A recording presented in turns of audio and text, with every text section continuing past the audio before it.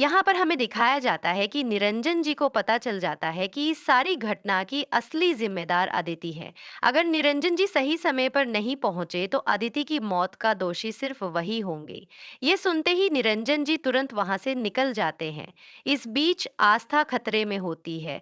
सभी लोग चिंतित होकर वहां पहुंच जाते हैं। अंजलि जी कहती हैं कि उन्हें तुरंत जाना चाहिए। दूसरी ओर अदिति आस्था को मारने के लिए वहां पहुंचती है, लेकिन इससे पहले कि वह अपनी योजना को अंजाम दे सके, श्लोक वहां आ जाता है। श्लोक बाहर ही होता है जब अचानक गोली चलने की आवाज आती है। वह तुरंत अंदर दौड़ता है और देखता है कि आस्था पिस्तौल की नोक पर खड़ी है। यहाँ हमें दिखाया जाता है कि स्थिति बेहद गंभीर हो जाती है। अदिति ने आस्था और श्लोक दोनों को बंदूक की नोक पर ले लिया है और उन्हें एक कमरे में ले जाती है, जहां उसकी बहन पहले से मौजूद होती है। सभी लोग इस घटना से परेशान हो जाते हैं क्योंकि अदिति श्लोक की पुरानी प्रेमिका स्वाति थी, जो किसी कारणवश उसकी जिंदगी से चली गई थी।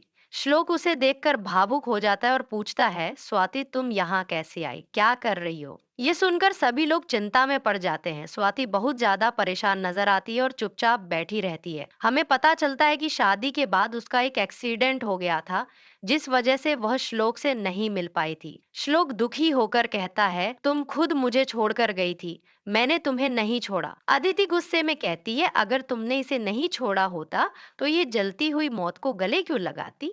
अगर ये तुम्हें छोड़कर जाती तो ऐसे कैसे रहती? ये सुनकर श्लोक की आंखों में आंसू आ जाते हैं। वह कहता है, इसमें मेरी कोई गलती नहीं है अदिति, तुम गलत समझ रही हो। लेकिन अदिति गुस्से में चिल्लाती है, मैं आस्था को मारकर ही रहूंगी। तभी पुलिस वहां पहुंच जाती है और अदिति से कहती है, बंदूक नीचे रख दो। लेकिन अदिति पुलिस से बचने की कोशिश करती है और भागने लगती है। पुलिस वाले उसे पकड़ लेते हैं और उसे गिरफ्तार कर लेते हैं।